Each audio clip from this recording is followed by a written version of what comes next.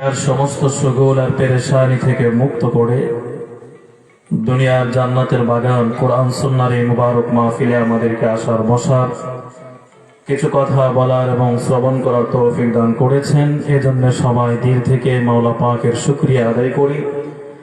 উচ্চ কণ্ঠে জবান ছেড়ে দিয়ে সবাই বলে আলহামদুলিল্লাহ। বাংলার জমিন থেকে লক্ষ কোটি দরুদ ও সালামের হাদিয়া পেশ করছি সর্বকালের সর্বযুগের সর্বশ্রেষ্ঠ মহামানব, বিশ্ব মানবতার কান্ডারি, বিশ্ব মানবতার মুক্তির দিশারি হযরত মুহাম্মদুর রাসূলুল্লাহ সাল্লাল্লাহু আলাইহি ওয়াসাল্লামের উপর। সম্মানিত হাজিরিন, মাগরিবের পর থেকে নিয়ে আপনারা উলামায়ে কেরামের জবান থেকে গুরুত্বপূর্ণ আলোচনা শুনে আসছেন। তারই ধারাবাহিকতা আমি আপনাদের সামনে কিছু কথা বলার মানসিকতায় বসেছি। আল্লাহ তাআলা আমাকে ইখলাসের সাথে কিছু কথা বলার, আপনাদেরকে আমলের নিয়তে সুন্দর তৌফিক দান করুন। সকলে বলুন আমিন। আলোচনা শুরু করার আগে আমি আপনাদেরকে জিজ্ঞাসা করতে চাই, আজকের এই মাহফিলে আসতে পেরে, জান্নাতের বাগানে বসতে পেরে আমরা সবাই খুশি না বেজার? খুশির আওয়াজ আসতে হয় না জোরে হয়? একসাথে আওয়াজ দিয়া বলেন খুশি না বেজার? কারা কারা খুশি? দুইটা হাত আমার আল্লাহকে দেখায় দিই। লিল্লাহি তাকবীর। আর জোরে লিল্লাহি তাকবীর। আর জোরে লিল্লাহি তাকবীর। সবাই খুশি তো? আলহামদুলিল্লাহ। সম্মানিত হাজিরিন, একজন মুমিন তো ভালো কাজ করতে পারলেই খুশি হবে, আনন্দিত হবে, ঠিক কিনা বলেন? রাসূল করিম সাল্লাল্লাহু আলাইহি ওয়াসাল্লাম বলেন, দুনিয়ার যেখানে কোরআনের আলোচনা হয়, দুনিয়াতে যেখানে হাদিসের আলোচনা হয়, ওই জায়গাটা দুনিয়ার সাধারণ কোনো জায়গা থাকে না, এটা সরাসরি জান্নাতের বাগানে পরিণত হয়ে যায়। সুবহানাল্লাহ বলে। এই বাচ্চারা আস্তে সুবহানাল্লাহ বলবা, তোমাদের সুবহানাল্লাহ এখন কানে এসে বাজে, ঠিক আছে? আস্তে করে বলবা। নাজালাত আলাইহিমুস সাকিনা, রাসূল বলেন, বান্দা যতক্ষণ বসে থাকবে আসমান থেকে রহমতের বাড়িধারা নাজিল করবেন একজন রব। আওয়াজ দিয়া বলেন, সেই রবের নাম আল্লাহ। অনেকে হীনমন্যতায় ভুগতেছেন যে ঠান্ডার মধ্যে কনকনে ঠান্ডা, সেই কখন থেকে বসে আছে, আরো কতক্ষণ বসে থাকতে হবে। সামনে আসতেছে নির্বাচন। আপনাদের এলাকায় এরকম লোক আছে কিনা আমি জানি না, আমার এলাকায় অনেক মানুষ এরকম আছে যারা পছন্দের প্রার্থীর পেছনে ঘুরে ঘুরে সারা রাত কাটায় দেয়। কি আছে না আপনাদের বাবু বলে? আপনাদের এলাকায় আছে? আচ্ছা, আপনাদের এলাকায় এরকম যুবক আছে কিনা আমি জানি না, আমাদের এলাকায় অনেক আছে। পছন্দের দলের খেলা হলো ভোর 5টায়। কয়টায়? ভোর 5টায়। ঘুমাইলে যদি আবার খেলা দেখতে না পারে, এজন্য সারা রাত না ঘুমায় কাটায় দেয়। এরকম যুবক আপনাদের এলাকায় আসেনি? আমি আপনাদেরকে জিজ্ঞাসা করি, পছন্দের প্রার্থীর পেছনে ঘুরে ঘুরে সময় কাটালে সারা রাত কয়টা সওয়াব হবে? কথা বলে না, কয়টা সওয়াব হবে?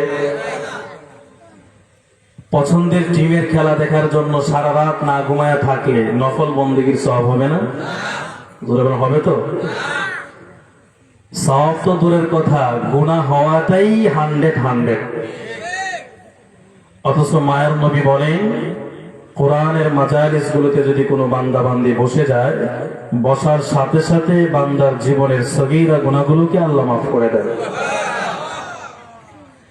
আখিরি মুনাজাত পর্যন্ত থেকে তওবা করে যদি বিদায় হতে পারে, আল্লাহ তাআলা তার কবিরা গুনাহগুলোকেও মাফ করে পুত পবিত্র বানিয়ে তাকে বাড়িতে ফিরিয়ে দেন। আমাদের জীবনে গুনাহ আসেনি? আওয়াজ বোঝা যায় অনেক এনে নিষ্পাপ মানুষ। গুনাহ আছে কিনা আমাদের জীবনে? নবী বলেন, সমস্ত আদম সন্তান গুনাহগার। সব আদম সন্তান গুনাহগার। এমন কোন মানুষ পৃথিবীতে জন্ম হয়নি, হবেও না, যার জীবনে কোনো গুনাহ নেই। একমাত্র নবী রাসূলগণ ছাড়া পৃথিবীতে সমস্ত মানুষ গুনাহগার, পাপিষ্ঠ। তবে আল্লাহর কাছে প্রিয় গুনাহগার হলো ওই বান্দা যে গুনাহ করার পরে আবার আল্লাহর কাছে তওবা করে নেয়। প্রিয় ভাইয়েরা আমার, এজন্য যতক্ষণ কথা হবে আমরা সবাই বসতে রাজি আছি তো ইনশাআল্লাহ? আমি আপনাদের সামনে পবিত্র কালামুল্লাহর সূরা আনফালের 2, 3, 4 তিনটি আয়াত তেলাওয়াত করেছি। আমার তেলাওয়াতকৃত আয়াতে আল্লাহ সুবহানাহু ওয়া তাআলা বিশ্ববাসী মানব মণ্ডলীকে লক্ষ্য করে পৃথিবীতে যারা প্রকৃত মুমিন, খাঁটি মুমিন কারা, তাদের কয়েকটা বৈশিষ্ট্যের কথা বলেছেন। প্রকৃত মুমিন হতে পারলে তাদেরকে একটা সার্টিফিকেটের ঘোষণা দিয়েছেন। প্রকৃত মুমিনকে আল্লাহ তাআলা 3টা পুরস্কারের কথা বলেছেন। তার মানে আমার তেলাওয়াতকৃত আয়াতে 3টা অংশ। 1 নম্বর হলো প্রকৃত মুমিন কারা, তাদের বর্ণনা। 2 নম্বর হলো প্রকৃত মুমিনকে আল্লাহর পক্ষ থেকে সার্টিফিকেট। 3 নম্বর হলো প্রকৃত মুমিনকে আল্লাহর পক্ষ থেকে পুরস্কার। তাহলে কয়টা অংশ পেলাম আমরা? জোরে বলুন কয়টা? আওয়াজ দিয়ে বলতে হবে কয়টা? 3টা। এবার আপনারা জিজ্ঞাসা করতে পারেন, হুজুর আমি মুসলমান, আমার বাবা মুসলমান, আমার দাদা মুসলমান, 14 গোষ্ঠী মুসলমান, তো মুসলমান হওয়ার পরেও আল্লাহ কেন আবার খাঁটি মুমিন হতে বললেন? প্রশ্ন জাগে কি জাগে না? আমার কথা বুঝেননি আপনারা? বুঝলে একটু জবাব দিবেন, হা না বলবেন। আমি মুসলমানের ঘরে জন্ম নিলাম, বাপ দাদা 14 গোষ্ঠী সবাই মুসলমান, তো মুসলমান হওয়ার পরেও আল্লাহ তাআলা আবার কেন খাঁটি মুমিন হতে বললেন? প্রশ্ন জাগে কি জাগে না? আল্লাহ তাআলা বলেন, কেন আমি খাঁটি মুমিন হতে বললাম, প্রকৃত মুমিন কেন হতে বললাম? আল্লাহ তাআলা ভালো করেই জানেন যে আখিরি জামানায় এমন কিছু মানুষ নিজেকে মুসলিম বলে দাবি করবে মুখে মুখে, কিন্তু তার কাজে মুসলমানের কোনো পরিচয় থাকবে না। যেমন মনে করেন আসরের নামাজ মসজিদে আদায় করলো, মসজিদে আসরের নামাজ আদায় করে তাসবিহ হাতে, লম্বা পাঞ্জাবি আছে, দাড়িও সাদা, টুপিও মাথায়, আসরের নামাজ মসজিদে আদায় করে আস্তে আস্তে করে হেঁটে হেঁটে এলাকার চায়ের দোকানে ঢোকে, চায়ের দোকানে ঢুকে মাগরিব পর্যন্ত চায়ের দোকানে থাকে। আমি আপনাদেরকে জিজ্ঞাসা করি, আপনাদের বাহুবল অঞ্চলে আসরের পরে চায়ের দোকানে কি, টিভিতে কি চলে? মক্কা শরীফের ইমাম সাহেবের তেলাওয়াত চলে, বড় বড় হুজুরদের বয়ান চলে, কি চলে? গান বাজনা। টিভিতে কি চলে? তাহলে যেই বুড়া 90 বছর, 70, 80 বছর, 50, 60 বছর বয়স হয়ে গেল, নামাজও পড়লো মসজিদে, নামাজও পড়লো, পাঞ্জাবিও আছে, দাড়িও আছে, হাতে তসবিও আছে, আসরের নামাজ জামাতের সাথে আদায় করে চায়ের দোকানে ঢুকে গেল। আমি আপনাদেরকে জিজ্ঞাসা করি, ওই বুড়া কি নামাজ পড়ে তারপরেও খাঁটি মুমিন হতে পেরেছে? আরো যারা হতে পেরেছে? বুড়া তো চুল পাইকে গেছে বাতাসে, চুল তো বয়সে বাঁকে নাই, ও বাতাসে চুল পাইকে গেছে। বয়সে চুল পাকলে আসরের নামাজ পড়ে তসবিহ হাতে নিয়ে বুইরা কখনো টিভির সামনে বসতে পারতো না, ঠিক না বলে? আসলে এরকম বুইরা শয়তান আপনাদের এলাকায়?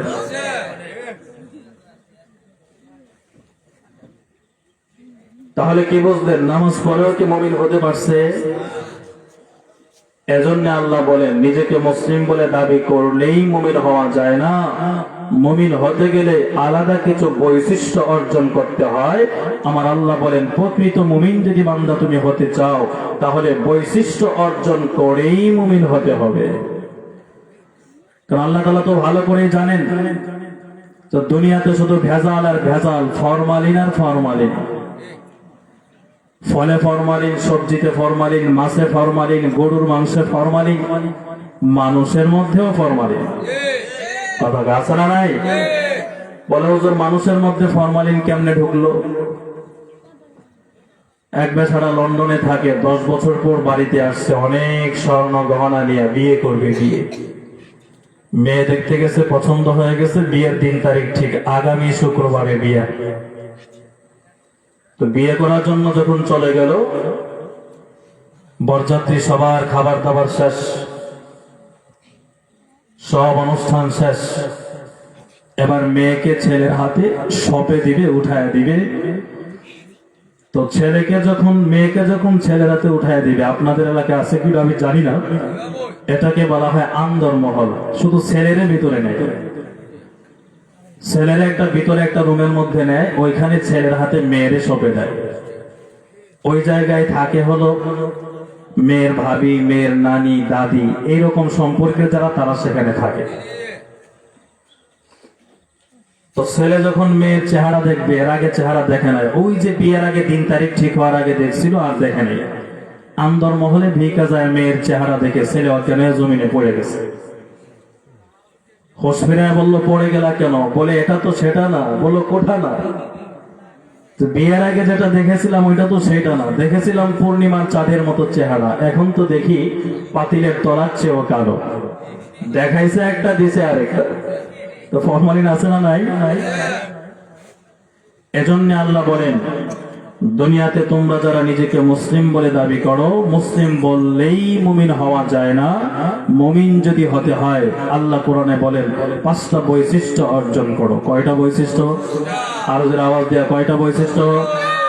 এই বৈশিষ্ট্যগুলো যদি আমাদের মধ্যে থাকে আলহামদুলিল্লাহ, না থাকলে আমরা ওয়াদা করব আজকে থেকে এই বৈশিষ্ট্যগুলো আমাদের নিজেদের মধ্যে ডেভেলপ করার চেষ্টা করব। পারবো না ইনশাআল্লাহ?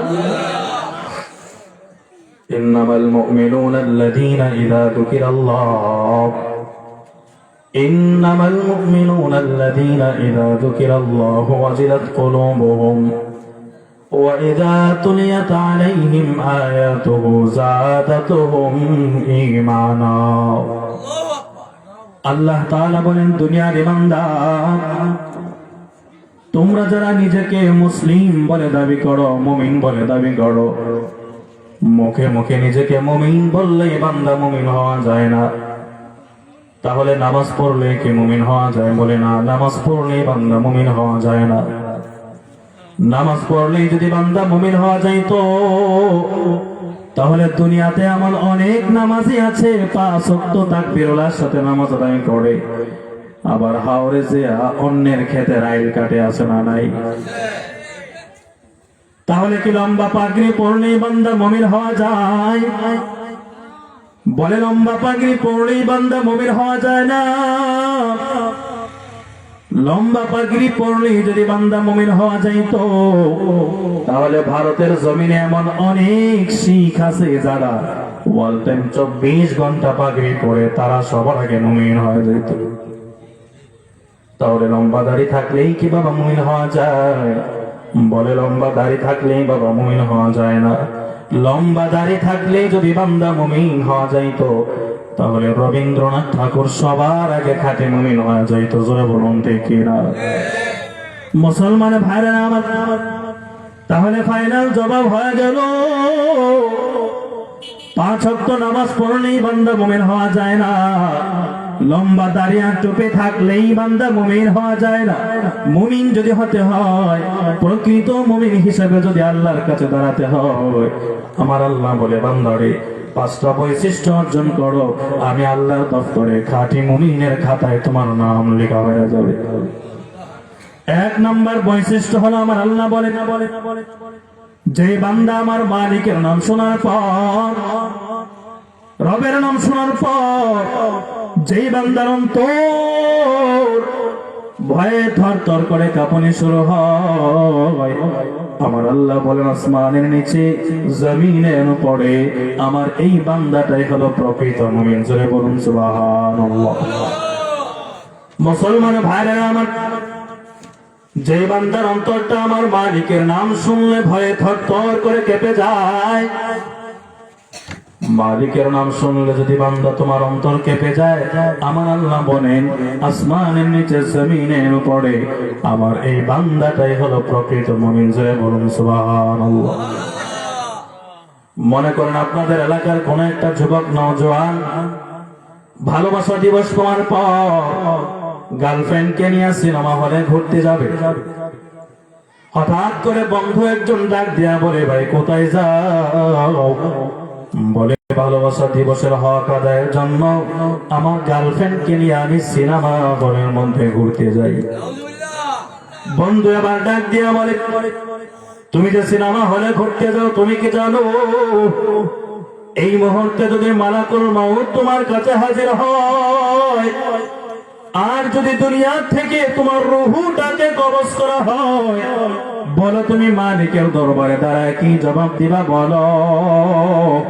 যেই মাত্র আমার আল্লাহর ভয় তার যুবকের অন্তরে ঢোকায় দিল, যুবক এবার গার্লফ্রেন্ডের হাতটাকে ছেড়ে দিয়া তাড়াতাড়ি মসজিদের কিনারায় যায় হাজির হয়ে গেল। মসজিদের কিনারায় হাজির হওয়ার পর সুন্দর করে ওযু করে একটা জায়নামাজ নিয়ে বান্দা আল্লাহর কদমে সাজদায় পড়ে গেছে। জোরে বলুন সুবহানাল্লাহ। সাজদায় পড়ে আল্লাহর কদমে বান্দা ডাক দিয়া বলে, দয়ালু মালিক, বুঝতে পারি নাই, ক্ষমা করে ফেলেছি, আল্লাহ তুমি ক্ষমা করে দাও। এমন ভাবে বান্দা যখন কান্না করে আমার আল্লাহ ডাক দিয়া বলে, বান্দারে, এত আদর করে তোরে আমি বানাইলাম, দুনিয়ার সব কিছু আমি আল্লাহ ফেরেশতাদের মাধ্যমে বানাইলাম। আসমানের দিকে তাকায় কোন বললাম আসমান হয়ে গেছে, জমিনের দিকে তাকাইয়া কোন বললাম জমিন হয়ে গেল, পাহাড়ের দিকে তাকাইয়া কোন বলেছি পাহাড় হয়ে গেল। আমি আল্লাহ চন্দ্র সূর্য জান্নাত জাহান্নাম সব সৃষ্টি জগতের দিকে তাকায় কোন বললাম হয়ে গেল। তুই মানুষটারে আমি আল্লাহ কোন বলে বানাই নাই, মানুষকে যখন আমি আল্লাহ বানানোর সময় হয়ে গেল, আমি আল্লাহ তাআলা ফেরেশতাদেরকে অর্ডার করলাম দুনিয়ার বিভিন্ন জায়গা থেকে, ও ফেরেশতারা তোমরা মাটি সংগ্রহ করো। ফেরেশতারা দুনিয়ার বিভিন্ন জায়গা থেকে মাটি সংগ্রহ করার পর এবার আমার আল্লাহ বলেন, আদমের বডিটাকে তোমরা বানাও। ফেরেশতারা এবার আদমের বডিটারে বানায়, সুন্দর করে আদমের হাতটা বানায়, সুন্দর করে আদমের পাটা বানায়, সুন্দর করে আদমের পুরা দেহটাকে বানানোর পর যেই মাত্র গলা পর্যন্ত চেহারা পর্যন্ত চলে আসলো, আমার আল্লাহ ডাক দিয়া বলেন, ও ফেরেশতারা থামো। ফেরেশতারা ডাক দিয়া বলে, আল্লাহ এখনো তো আদমের চেহারাটা তৈরি হয় নাই। আমার আল্লাহ ডাক দিয়া বলেন, ওরে ফেরেশতারা যাও, ওই আদমের চেহারাটাকে আমি আল্লাহ কুদরতি হাতে বানাবো। আমি আল্লাহ আদমের চেহারাটারে কুদরতি হাতে বানাবো। আল্লাহ তাআলা এবার নিজের কুদরতি হাতটারে ব্যবহার করিয়া সুন্দর করে তোমার আমার বাবা আদমের চেহারাটারে বানায়। আদমের চেহারাটা বানাইয়া আমার আল্লাহ বলেন, ওরে ফেরেশতাদের দল, এই আদম দুনিয়াতে যাওয়ার পর এই কপালটা দিয়া আমি মালিকের সাজদা করবে, কিন্তু দুনিয়াতে আসার পর আদম আমার আল্লাহরে সাজদা করে না। আমার আল্লাহ বলে, ও আদম, আমি আল্লাহরে কেমনে ভুলে গেলি, আমি মালিকের কেমনে ভুলে গেলি। আমি মালিক না নিজ হাতে তোরে বানাইলাম। প্রথম আসমানে আইসা আমি আল্লাহ তোরে ডাকি, বান্দা আয়। ও বান্দা, তোর জীবনে কি প্রয়োজন আমি আল্লাহরে বল, আমি আল্লাহর কাছে চাও, আমি আল্লাহ তোর প্রয়োজনের মিঠাই দিব। তোরে বলুন সুবহানাল্লাহ। আল্লাহ তাআলা বলে, বান্দা যখন মসজিদের কিনারায় হাজির হয় আর সাজদায় পড়ে যখন যুবক সন্তান আমি আল্লাহর কাছে দুইটা হাত বাড়ায় দেয়, আর যখন বলে, ও মালিক, বুঝতে পারি নাই, গুনাহ করে ফেলেছি, তুমি ক্ষমা করে দাও। আমার আল্লাহ বলে, ওরে বান্দা, তোর চোখের পানি নাকের ডগায় আসার আগে আমি আল্লাহ তোর জীবনের গুনাহকে ক্ষমা করে দিই। জোরে বলুন সুবহানাল্লাহ। মুসলমান ভাইরা আমার, এজন্য আমার আল্লাহ বলেন, ইন্নামাল মুমিনুনা আল্লাযীনা ইযা যুকিরাল্লাহ। ও বান্দা, প্রকৃত মুমিন যদি তুমি হতে চাও, ওয়াজিলাত কুলুবুহুম, আমার মালিকের নামটা শুনলে যেই বান্দার অন্তরটা ভয়ে থরথর করে কাঁপুনি শুরু হয়, ওই বান্দাকে আমার আল্লাহ খাঁটি মুমিন বানায় দেন। জোরে বলুন সুবহানাল্লাহ। সাহাবায়ে কেরামের দিকে তাকায় দেখো, সাহাবায়ে কেরামের জীবনটা কেমন ছিল জানো? মালিকের ভয় সাহাবায়ে কেরামের ভেতরে কেমন ভাবে কাজ করতো। মায়ার নবীকে বেঈমানের দল যখন মক্কা থেকে মেরে মেরে আমার নবীকে মদিনায় যখন পাঠায় দেয়, মায়ার নবী কালিমার দাওয়াত দেয়, বেঈমানদের মাথাটা বড় গরম হয়ে গেল। বেঈমানদের মাথা গরম হইয়া আমার নবীকে মারার জন্য তারা প্রস্তুত হয়ে গেল। আবু জাহেল আবুল আহাব মিটিং করে আর বলে, মুহাম্মদের কি করা যায়? অনেক বোঝানোর চেষ্টা করলাম, অনেক চেষ্টা করলাম মারার জন্য, মারতে পারলাম না। আবু জাহেলের গোল টেবিলের মিটিং এর মধ্যে পরামর্শ হয়, মুহাম্মদ যখন বাড়িতে ঘুমাবে আমরা চতুর্দিকে তার বাড়িটারে ঘেরাও করে অতর্কিত হামলা করে তারে মেরে ফেলবো। জোরে বলুন নাউজুবিল্লাহ। আমার নবীকে মারার জন্য যখন ফয়সালা হয়ে গেল, আমি আপনাদেরকে জিজ্ঞাসা করি, ও বাহুবলের মুসলমান, বলো বলো, বেঈমানেরা যে আমার নবীকে মারার জন্য চক্রান্ত শুরু করলো, এটা আমার আল্লাহ দেখেন কি দেখেন না? আল্লাহ যদি দেখে আমার নবীকে, আল্লাহ বলে, বন্ধু কত চেষ্টা বেঈমানেরা আপনাকে মারার জন্য করলো, কিন্তু সফল হতে পারে। এবার ফাইনাল সিদ্ধান্ত হলো, মুহাম্মদ যখন রাত্রিবেলা বাড়িতে ঘুমাবে আমরা চতুর্দিকে তার বাড়িটারে ঘেরাও করে অতর্কিত হামলা করে তারে মেরে ফেলবো। নাউজুবিল্লাহ বলেন। তো তারা নবীকে মারার জন্য অতর্কিত হামলা করে আমার নবীকে মারার জন্য প্রস্তুত হয়ে গেল। ও মুসলমান, আমি আপনাদেরকে জিজ্ঞাসা করি, আমার আল্লাহ যদি নবীর সাথে থাকেন, মক্কার আবু জাহেল আবুল আহাব উতবা সাইবা আমার নবীকে চুল পরিমাণ ক্ষতি করার কোনো ক্ষমতা আছে? দুনিয়াতেও তো দেখেন নাই, দীর্ঘ 16-17 বছর পর্যন্ত যারা নিরপরাধ উলামায়ে কেরামকে জেলখানায় বন্দী করে করে জঙ্গি ট্যাগ দিয়া দিয়া কষ্ট দিত, ঠিক কেন বলেন? কলেজ ইউনিভার্সিটিতে একটা ছেলে নামাজ পড়ে বলে এটা জঙ্গি, কথা গায় না, বানায় বলতেছি মনে হয়। নামাজ পড়লেও নাকি জঙ্গি হয়ে যায়, দাড়ি রাখলেও নাকি জঙ্গি হয়ে যায়, বাবাও জঙ্গি, দাদাও জঙ্গি, ছেলেও জঙ্গি, আমিও জঙ্গি। যেটা দুনিয়াতে আসছে বয়স মাত্র 2-3 বছর, ওইটাও জঙ্গি, নামাজ পড়লেই জঙ্গি। আল্লাহ তাআলা বলেন, এবং তারা সাহসিকতার সাথে বলতো 40 সালের আগে আমাদেরকে কেউ নামাতে পারবে না।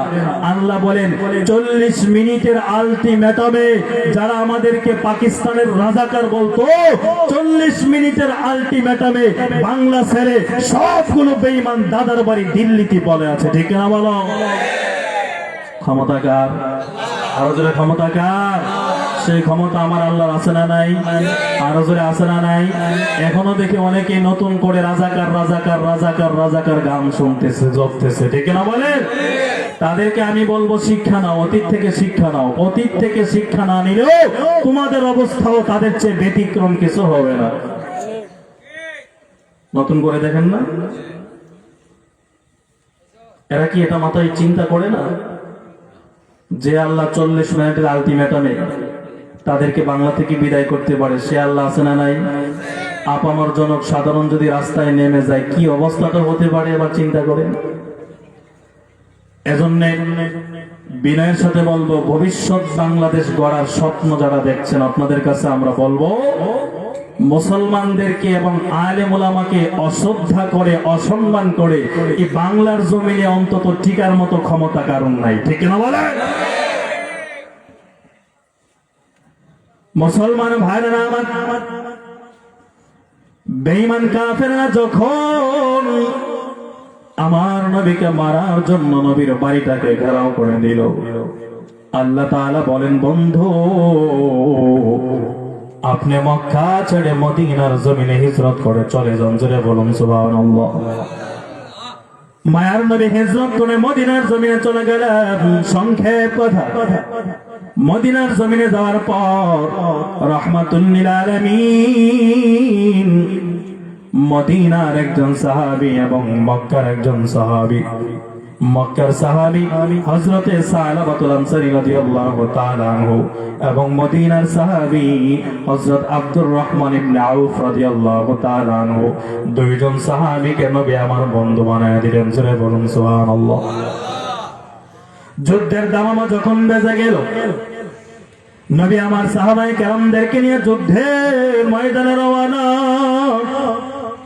সালাবাতুল আনসারীকে নবী আমার ডাক দিয়ে বলেন, সালাবা শোনো, তোমার যুদ্ধের ময়দানে যেতে হবে না, তুমি মদিনায় থাকো। মদিনায় থেকে থেকে মদিনার ছোট ছোট বাচ্চাগুলো, মদিনার মহিলাগুলোকে তুমি পাহারাদারি করো, পাহারাদারি করো, তাদের প্রয়োজন থাকলে প্রয়োজনের মিটায় দাও। জোরে বলুন সুবহানাল্লাহ। নবী আমার যখন যুদ্ধের ময়দানে চলে গেলেন, সালাবাতুল আনসারী মদিনায় থেকে গেলেন। মানুষের বাড়িতে বাড়িতে যাওয়ার পর সালাবাতুল আনসারী জিজ্ঞাসা করে, কোনো প্রয়োজন আছে নাকি বলো। মানুষের প্রয়োজনগুলো মিটায় দেয়। এক পর্যায়ে চলে গেলেন তার বন্ধু আব্দুর রহমানের বাড়ির কিনারায় চলে গেলেন। আব্দুর রহমানের বাড়ির কিনারায় যাওয়ার পরে ডাক দিয়া বলে, আল্লাহর বান্দি বলো, বলো তোমার কোনো প্রয়োজন আছে নাকি বলো। আব্দুর রহমানের বিবি ডাক দিয়া বলে, ও সালাবা শুনো, আমার সামান্য কিছু বাজার সদায়ের প্রয়োজন আছে। বলে, তাহলে ব্যাগটা আগায় দাও। আব্দুর রহমানের বিবি যেই মাত্র পর্দার আড়াল থেকে ব্যাগটা সামন দিকে আগায় দিবে, হঠাৎ করে তার হাতটা প্রকাশ পেয়ে গেল। সালাবাতুল আনসারী এই মহিলার হাতটা দেখার পর শয়তান এসে তার কানে কানে কুমন্ত্রণা দেয় আর বলে, ও সালাবা, এই সুযোগ কিন্তু হাত ছাড়া করা যায় না, কারণ মদিনার মধ্যে কোনো সাহাবী নাই, আব্দুর রহমানও নাই। এই সুযোগটা তুমি কাজে লাগায় দাও। জোরে বলুন নাউজুবিল্লাহ। সাহাবীদেরকে শয়তান ধোঁকা দিতে পারে কি পারে না? আর ওজনে পারে কি পারে না? সাহাবীরাও গুনাহ করেছেন, আল্লাহ গুনাহ করিয়েছেন, কিন্তু তাদের গুনাহ মরণের আগে আল্লাহ ক্ষমার ঘোষণাও দিয়ে দিয়েছেন। সুবহানাল্লাহ বলেন। আব্দুর রহমানের বিবির হাতটা যখন সাহাবা দেখে ফেলল, সাথে সাথে হাতের মধ্যে এমনি ভাবে ধরে ফেললো। হাতের মধ্যে ধরার পর আব্দুর রহমানের বিবি ডাক দিয়া বলে, ও সালাবা, তুমি কি করেছো? আলাম তাআলাম বিআন্নাল্লাহ ইয়ারা, তুমি যে আমার হাতটা ধরেছো, তোমার মালিক কিন্তু তোমারে দেখে। সুবহানাল্লাহ বলেন। যেই মাত্র মালিকের কথাটা বললো, আল্লাহর কথাটা বলতে বান্দা দেরি হয়। আব্দুর রহমান এবার ওই মহিলার হাতটা ছেড়ে পাহাড়ের মধ্যে দৌড় দিতে বান্দা দেরি হয় নাই। পাহাড়ের চূড়ায় গিয়া কান্না করে আর বলে, দয়ার মালিক, শয়তানের দোখায় বড় অন্যায় করে ফেললাম, বুঝতে পারি না, আল্লাহ তুমি ক্ষমা করে দাও। এমন ভাবে যখন সালাবাতুল আনসারী কান্নার আওয়াজ, এদিকে কয়েকদিন পর আল্লাহর নবী মদিনার জমিনে প্রবেশ করলেন। মদিনার জমিনে আসার পর আব্দুর রহমান যখন বাড়িতে চলে গেল, আব্দুর রহমানের বিবি ডাক দিয়া বলে, প্রাণের স্বামী, তুমি তোমার বন্ধুরে মদিনায় রেখে গেলা দেখাশোনা করার জন্য, কিন্তু সে আমার হাতটা ধরে ফেললো। আমি তার মালিকের ভয়, আল্লাহর ভয় দেখানোর পর সে আমার হাতটা ছেড়ে পাহাড়ের দিকে রওনা। আব্দুর রহমান এবার সালাবার তালাশের জন্য পাহাড়ে চলে গেল। জোরে বলুন সুবহানাল্লাহ। সালাবারে খোঁজার জন্য যখন পাহাড়ে চলে গেল, গিয়ে দেখেন সালাবা কান্না করে, চোখের পানি ফেলায় ফেলায় কান্না করে, বলে, বন্ধু চলো চলো, আমি তোমারে ক্ষমা করে দিলাম, আমার বিবিও ক্ষমা করে দিছে। এবার সালাবা ডাক দিয়া বলে, ও বন্ধু আব্দুর রহমান, তুমি আমারে ক্ষমা করেছো, তোমার বিবিও আমারে ক্ষমা করেছে, তুমি বলো বলো আমার মাসুক মাওলা আমারে ক্ষমা করেছে কিনা বলো।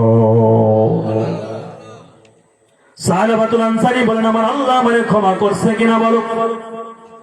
আব্দুর রহমান বলে, আল্লাহ তোমারে ক্ষমা করছে কিনা আমি জানি না, তবে তুমি মদিনায় চলো,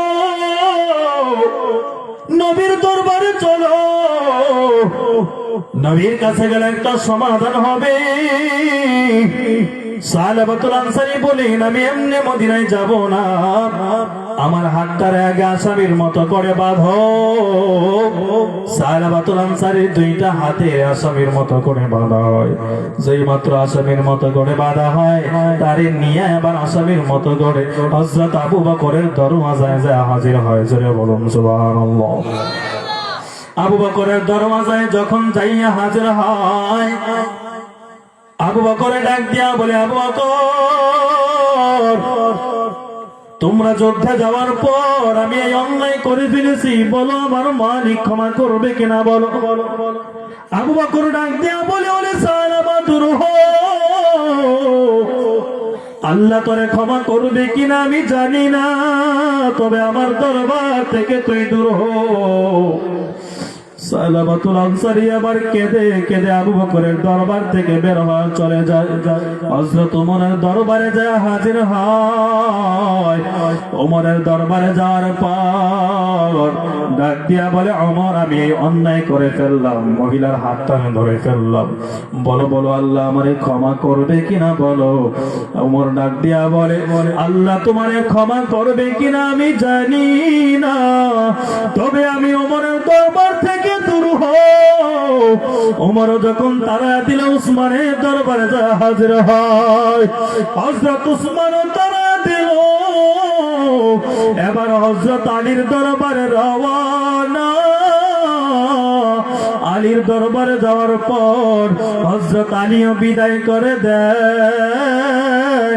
সালাবাতুল আনসারী আবার কান্না করে, আহারে সব সাহাবীরা আমারে বিদায় করে দিল, এবার আমি কোথায় যাব কোথায় যাব। এবার নবীর দরবার ছাড়া আমি সালাবার যাওয়ার কোনো জায়গা নাই।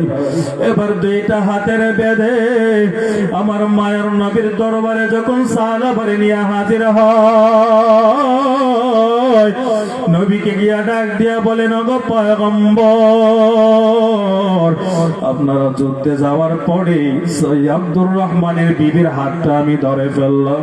ও নবী আবার বলেন, আল্লাহ আমারে ক্ষমা করবেন কিনা বলেন। আল্লাহু আকবার। নবী আমার ডাক দিয়া বলেন, ওরে সালাবা, মদিনার নারী পুরুষের জিম্মাদার তোমারে বানা গেলাম, এই আমানতের খেয়ানত তুমি কেমনে করেছো, আল্লাহ তোমারে ক্ষমা করবেন কিনা আমি জানি না, তবে আমি নবী দরবার থেকে তুমি দূর হয়ে যাও। যেই মাত্র মায়ের নবী বলল, দরবার থেকে দূর হ, সালাবাতুল আনসারী হাতটা একটা টান দিয়া এমন ভাবে একটা দৌড় দিল, ওই পাহাড়ের চূড়ায় সালাবা যাওয়ার পর মালিকের ডাক দিয়া বলে, দয়ার মালিক, আবু বকর, ওমর, ওসমান, আলী বিদায় করলো, আমার কোনো ব্যথা ছিল না, কোনো কষ্ট ছিল না রে মালিক। মায়ের নবী আমারে বিদায় করে দিল, এবার আমার যাওয়ার কোনো জায়গা নাই রে আল্লাহ। যেহেতু নবী আমারে বিদায় করে দিল, ও দয়ার মালিক, এবার যদি তুমি আমারে ক্ষমা না করো, আমি আর মদিনায় ফিরে যাব না।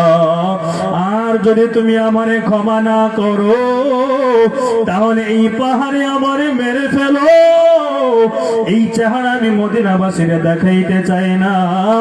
এমন ভাবে যখন সালাবাতুল আনসারী মালিকের ভয়ে কান্না করে করে ভুগবে যায়, হঠাৎ করে আমার আল্লাহ জিবরাইলের পাঠায় বলেন, জিবরাইল যাও আমার নবীকে গিয়া বলো,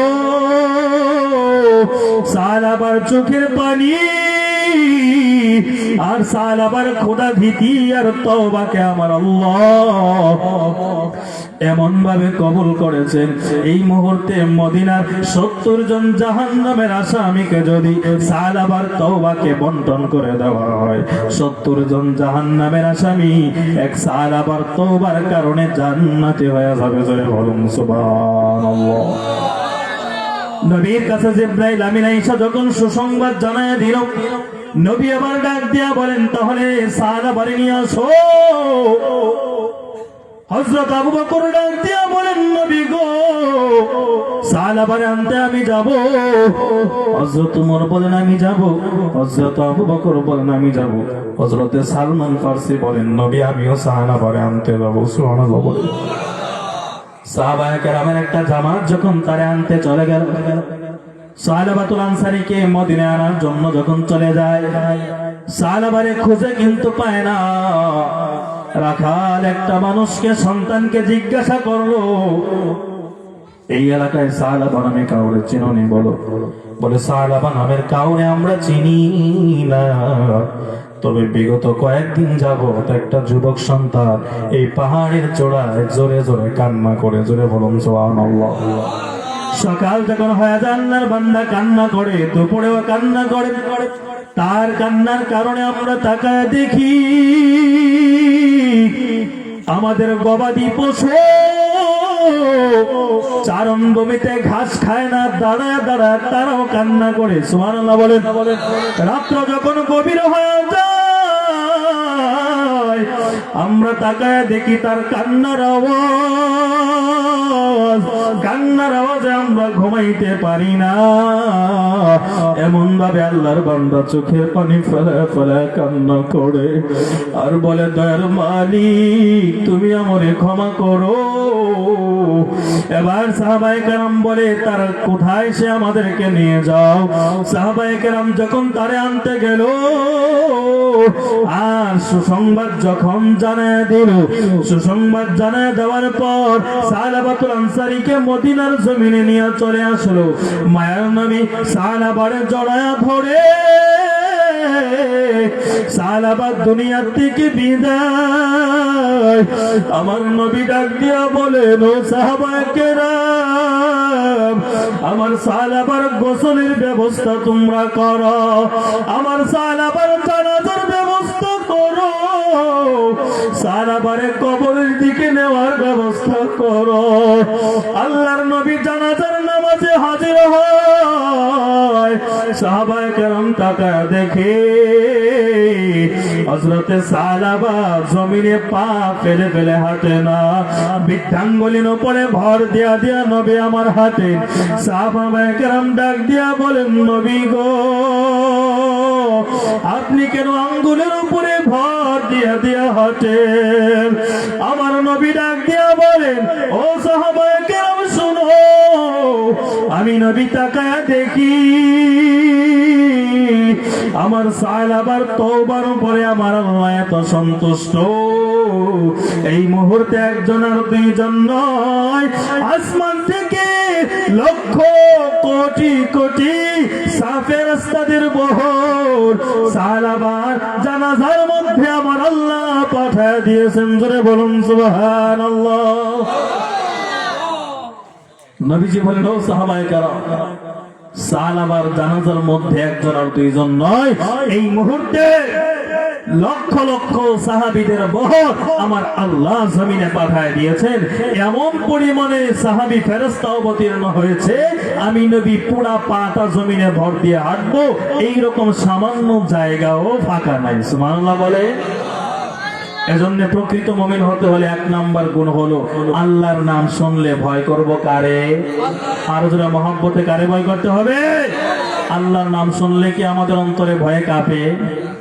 যদি যুবক তোমার অন্তর আল্লাহর নাম শুনলে কাঁপতো, আজান শুনে মুসলমানের সন্তান কখনো মসজিদের সামনে দিয়ে হেঁটে যেতে পারত? তার মানে বোঝা গেল এক নাম্বার গুণটা আমাদের অনেকের মধ্যেই নাই। আজকে আমরা ওয়াদা করি এই এক নাম্বার গুণটা আমরা অর্জন করতে পারবো না ইনশাআল্লাহ। দুই নাম্বার, প্রকৃত মুমিন যদি কেউ হতে চায়, দুই নাম্বার গুণ আমার আল্লাহ বলেন, ওয়াইদা তুলিয়াত আলাইহিম আয়াতুহু যাদাতহুম ঈমানা। আমার আল্লাহ বলেন, প্রকৃত মুমিন যদি বান্দা হতে চাও, যেই বান্দার অন্তর মালিকের কালাম শুনলে ঈমান বেড়ে যায়, ওই বান্দাটাই হলো প্রকৃত মুমিন। সুবহানাল্লাহ বলে। কোরআন শুনলে ঈমান বাড়ে। বলুন, কোরআন শুনলে কি বাড়ে? আপনারা যারা এখানে মাহফিলে বয়ান শুনতে আসছেন, ইমানদারির সাথে জবাব দিবেন, মাহফিলে আসার আগে অথবা মাহফিল থেকে যাওয়ার পরে আপনাদের দিলের অবস্থা যেমনই হোক না কেন, যতক্ষণ পর্যন্ত এখানে বসে আছেন বিন্দু পরিমাণ হলেও দিলের অবস্থার পরিবর্তন হয়েছে কি হয় নাই? জোরে বলা হয়েছে কি হয় নাই? এটাই আল্লাহ বলেন ওয়াইদা তুলিয়াত আলাইহিম আয়াতুহু যাদাতহুম ঈমানা। প্রকৃত মুমিন তো হলো ওই বান্দা যেই বান্দা আমার মালিকের কোরআনের তেলাওয়াত শুনবে, আমার আল্লাহর কালামের আলোচনা শুনবে, তার ঈমানটা বেড়ে যাবে। সুবহানাল্লাহ বলেন। কোরআন শুনলে ঈমান বাড়েনি? কেমনে কোরআন শুনলে ঈমান বাড়ে? হাদিসে অনেক ঘটনার বর্ণনা দেওয়া হয়েছে। যেই দিন থেকে কোরআন নাজিল হয়েছে ওই দিন থেকে নবীর জামানা, সাহাবায়ে কেরামের জামানা, তাবেঈদের জামানা, আইম্মায়ে মুজতাহিদিনদের জামানা, এমন কোন জামানা নাই, পৃথিবীর এমন কোন ভূখণ্ড নাই যেই ভূখণ্ডে আমার মালিকের কালাম শুনে মানুষ মুসলমান হয় নাই। সুবহানাল্লাহ বলে। গীতা শুনে কোন মানুষ হিন্দু হয়েছে আপনারা শুনছেন নি জীবনে? শুনছেন কোনদিন? বাইবেল শুনে খ্রিস্টান হয়েছে কোনদিন শুনছেন নি? কোরআন শুনে মুসলমান হয়েছে এরকম শুনছেন নি? বাংলাদেশে আছে না নাই? পাকিস্তানে আছে না নাই? ইন্ডিয়াতে আছে না নাই? ইউরোপ আমেরিকাতে আছে না নাই? পৃথিবীর এমন কোন ভূখণ্ড নাই যেই ভূখণ্ডে আমার মালিকের কোরআন শুনে মানুষ মুসলমান হয় নাই। সুবহানাল্লাহ বলে। বহুদূরের কথা না, একদম নিকটবর্তী একটা সময়ের কথা আমি আপনাদেরকে বলি। স্বাধীনতার আগের কথা, যখন ভারত পাকিস্তান বাংলাদেশ তখনও ভাগ হয় নাই, তখন এই পুরা ভারত পাকিস্তান আর বাংলাদেশের নাম ছিল ভারতবর্ষ। কি বর্ষ? মুরব্বী যারা আছেন আপনারা বলতে পারবেন, আমরা তো আপনাদের নাতি। তো ভারতবর্ষ যখন এই পাকিস্তান, ভারত আর বাংলাদেশ ছিল, ভারতের একজন জগৎ বিখ্যাত আলেম ছিলেন, তার নাম হলো শাহ ওয়ালিউল্লাহ মুহাদ্দিস দেহলভী রাহমাতুল্লাহি আলাইহি। জগৎ বিখ্যাত আলেম বলে কেমন আলেম? একজন আর দুইজন নয়, হাজার হাজার হাজার হাজার মুফতি মুহাদ্দিসের উস্তাদ। সুবহানাল্লাহ বলেন। তো শাহ ওয়ালিউল্লাহ মুহাদ্দিস দেহলভী তৎকালীন সময়ের দিল্লির শাহে জামে মসজিদের খতিব ছিলেন। তিনি যখন জুম্মার নামাজ পড়াইতেছেন, খুতবা দিতেছেন, নামাজ শেষ, মুসল্লিরা বাড়ির দিকে যাবে, হঠাৎ করে মুসল্লিরা শুনতেছে একজন খ্রিস্টান পণ্ডিত একটা বাইবেল কিতাব বুকের মধ্যে নিয়ে হেঁটে হেঁটে জোরে জোরে বলতেছে মুসলমানদের ধর্ম মিথ্যা, মুসলমানদের কোরআন মিথ্যা। জোরে বলুন নাউজুবিল্লাহ। আরো জোরে বলুন নাউজুবিল্লাহ। শুক্রবারে দেখবেন অক্তীয় মুসল্লির চেয়ে সাপ্তাহিক মুসল্লির সংখ্যা বেশি হয়, ঠিক কিনা বলেন? রিক্সাওয়ালা রিক্সা চালায়, শুক্রবারে 12টার আগে রিক্সা বন্ধ। দোকানদার বাজারে ব্যবসা, 12টার আগে দোকান বন্ধ। গাড়ির ড্রাইভার 12টার আগে শেষ।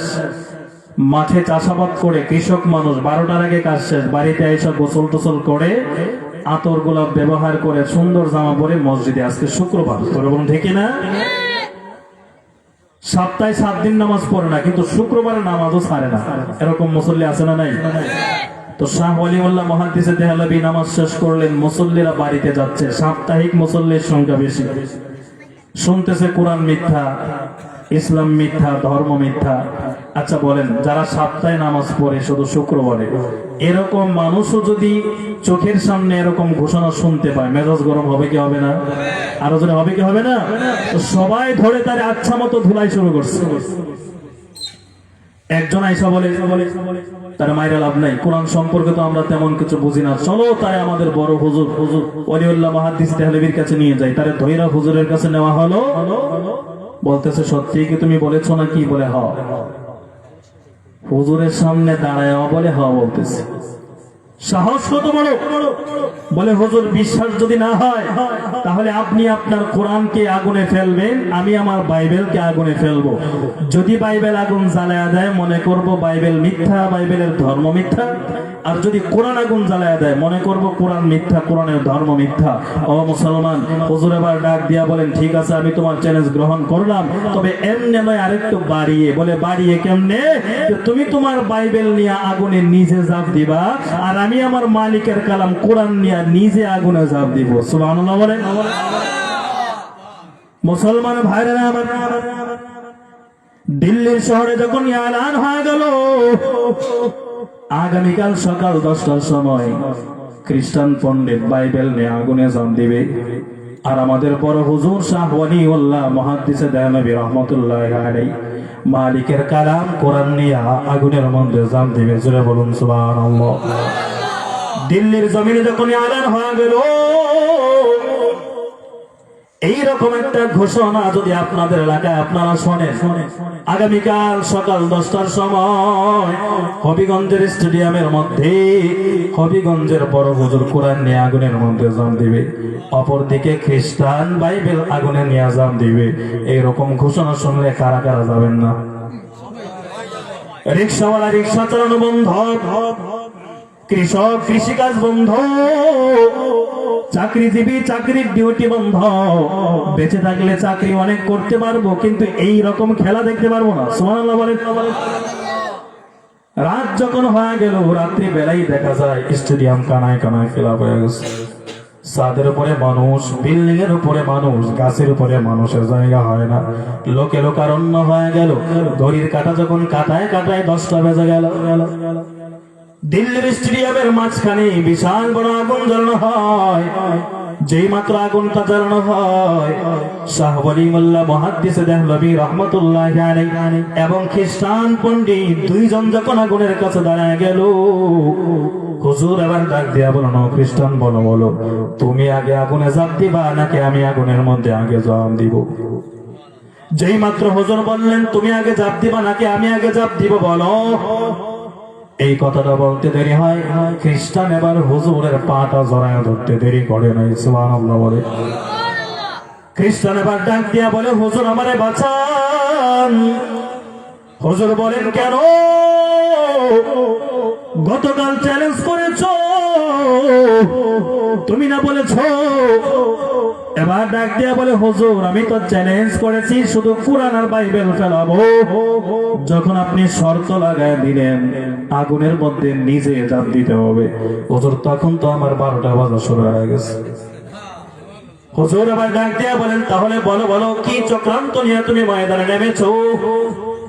খ্রিস্টান এবার ডাক দিয়া বলে, হুজুর খ্রিস্টান মিশনারিদের পক্ষ থেকে মাসে মাসে আমাকে 1 লক্ষ টাকা বেতন দেওয়া হয়। আমার কাজ হলো এই বাইবেল কেমিক্যাল মাখানো একটা বাইবেল, এমন একটা কেমিক্যাল পদার্থ আমার বাইবেলের মধ্যে মাখানো আছে। এই পদার্থ মাখাইয়া দুনিয়ার কোন আগুনে যদি কোনো বস্তুকে ফেলানো হয়, দুনিয়ার আগুনে বস্তুকে জ্বালাইতে পারে না। হুজুর আমি আমার বাইবেলের মধ্যে কেমিক্যাল মাখাইছি, কিন্তু আমার বডির মধ্যে কেমিক্যাল মাখাই নেই। হুজুর এবার ডাক দিয়া বলেন, তাহলে এত বড় চক্রান্ত নিয়ে তুমি ময়দানে নেমেছ? এই কথাটা বলার পর ওয়ালিউল্লাহ মুহাদ্দিসে দেওবন্দির যত ভক্ত হুজুরের কাছে আয়েশা বলে, হুজুর বেঈমান বাইবেল নিয়ে আগুনের মধ্যে ঝাঁপ দিত, আমাদের কোনো দুঃখ ছিল না, কোনো কষ্ট ছিল না, কিন্তু আপনি যদি আগুনের মধ্যে ঝাঁপ দিতেন আর দুনিয়ার আগুন যদি আপনারা জ্বালিয়ে দিত, আমরা তো আপনার মতো একজন অভিভাবককে হারায় ফেলতাম। এই কথাটা বলার পরে হুজুর এবার ডাক দিয়া বলেন, ওরে ভক্তের দল, আমার মালিকের কোরআনের প্রতি, আমার আল্লাহর প্রতি আমার এত পরিমাণে ইয়াকিন, আমার মালিকের কালামের প্রতি আমার এত পরিমাণে বিশ্বাস ছিল, এই মালিকের কালাম নিয়া যদি আমি ওয়ালিউল্লাহ আগুনের মধ্যে ঝাঁপ দিতাম, দুনিয়ার কোন আগুন আমি ওয়ালিউল্লাহর একটা পশম এই কোরআনের বরকতে কোনদিন জ্বালাইতে পারতো না। আর আওয়াজ দিয়ে বলেন সুবহানাল্লাহ। যেই মাত্র হুজুর বললেন, ওরে ভক্তের দলেরা, আমার তো আমার মালিকের কালামের প্রতি এত পরিমাণে ইয়াকিন আর বিশ্বাস ছিল, এই কালাম নিয়ে যদি আমি আগুনের মধ্যে ঝাঁপ দিতাম, দুনিয়ার আগুন আমার আল্লাহর কালাম রেও জ্বালাইতো না, এই কালামের বরকতে আমি ওয়ালিউল্লাহর একটা পশমও জ্বালাইতে পারতো না। জোরে বলুন সুবহানাল্লাহ। যেই মাত্র এই কথাটা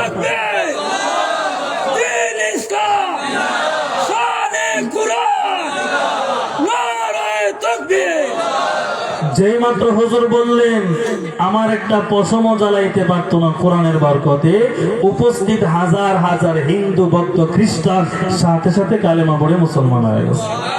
আর আসতে সুবহানাল্লাহ। তাহলে কোরআন শুনে মুসলমান হয়েছে বাংলাদেশে আছে না নাই, পাকিস্তানে আছে না নাই, ইন্ডিয়াতে আছে না নাই, তাম দুনিয়াতে পৃথিবীর এমন কোন ভূখণ্ড নাই যেই ভূখণ্ডে আমার মালিকের কোরআন শুনে মানুষ মুসলমান হয় নাই। এজন্য আমার আল্লাহ বলেন ওয়াইদা তুলিয়াত আলাইহিম আয়াতুহু যাদাতহুম ঈমানা। ও মুসলমান শোনো শোনো, যদি বান্দা তুমি খাঁটি মুমিন হতে চাও, আমার মালিকের কালাম শুনলে ঈমানটা বেড়ে যাবে। জোরে বলুন সুবহানাল্লাহ। 3 নম্বর ওয়ালা রাব্বিহিম ইয়াতাওয়াক্কালুন। আমার আল্লাহ বলেন প্রকৃত মুমিন বান্দা যদি তুমি হতে চাও, খাঁটি মুমিন যদি বান্দা তুমি হতে চাও, 3 নম্বর বৈশিষ্ট্য অর্জন করো। মুমিন যখনই কোনো কাজ করবে ভরসা করবে কার উপর? আর মহব্বতে ভরসা কার উপর? সন্তান বিদেশে না থাকলে না খেয়ে মরে যেতাম। তাহলে যাদের সন্তান বিদেশে নাই সব না খেয়ে মরে গেছে। বলে এই বছর জমি জমা না করলে তো অবস্থা খারাপ হয়ে যেত, না খেয়ে মরে যেতাম। তাহলে যারা জমি জমা চাষাবাদ করে না সব না খেয়ে মরে গেছে না, বরং মুমিনের ইয়াকিন আর বিশ্বাস হবে আমার ব্যবসা আমাকে খাওয়ায় না, খাওয়ায় কে? আমার চাষাবাদ আমাকে খাওয়ায় না, খাওয়ায় কে? আমার বিদেশি সন্তান আমাকে খাওয়ায় না, আমারে খাওয়ায় কে? আর মহব্বতে মালিকের নামটা বলেন কে খাওয়ায়? আর জোরে বলেন আল্লাহু আকবার। মুসলমান ভাইরা আমার, আল্লাহ তাআলা বলেন ওয়া আলা রাব্বিহিম ইয়াতাওয়াক্কালুন। বান্দা প্রকৃত মুমিন যদি তুমি হতে চাও, খাঁটি মুমিন যদি বান্দা তুমি হতে চাও, 3 নম্বর গুণ অর্জন করো ওয়া আলা রাব্বিহিম ইয়াতাওয়াক্কালুন। মুমিন যখন কোনো কাজ করবে ভরসা করবে কার উপর? ব্যবসা করলেও মুমিন ভরসা করবে কার উপর? চাষাবাদ করলেও মুমিন ভরসা করবে কার উপর? ছেলে সন্তান বিদেশ থাকলেও মুমিনের ভরসা হবে কার উপর? আমার আল্লাহ বলেন ওয়া মান ইয়াতাওয়াক্কাল আলাল্লাহ ওয়া মান ইয়াতাওয়াক্কাল আলাল্লাহ ফাহুয়া হাসবু। দুনিয়ার যেই মুমিন আমি আল্লাহর উপরে ভরসা করে, আমি আল্লাহই তার জন্য যথেষ্ট হয়ে যায়। জোরে বলুন সুবহানাল্লাহ। মুসলমান ভাইরা আমার, সমুদ্রের মাঝখানে যারা মাছ ধরতে যায় নবী, সেই আটলান্টিক মহাসাগর, তাদেরকে আপনি জিজ্ঞাসা করবেন। আমি একজনকে জিজ্ঞাসা করলাম ভাইজান আপনারা যে নদীতে মাছ ধরার জন্য যান, ইলিশ ধরার জন্য যান, নদীর কিনারা থেকে 10 মাইল 20 মাইল 30 মাইল পর্যন্ত মাঝখানে চলে যায়। ওই জায়গায় 10 দিন 20 দিন 1 মাস 2 মাস পর্যন্ত তারা সেখানে থাকে। আমি জিজ্ঞাসা করলাম এমত অবস্থায় কোন ঝড় তুফানের কবলে কি আপনারা কোনোদিন পড়েন না? বলে হ্যাঁ পড়ি। তখন আপনারা কেমনে রক্ষা পান? আল্লাহর বান্দা ডাক দিয়া বলে হুজুর, যখন কঠিন ঝড় তুফান শুরু হয়ে যায়, ডানে তাকায়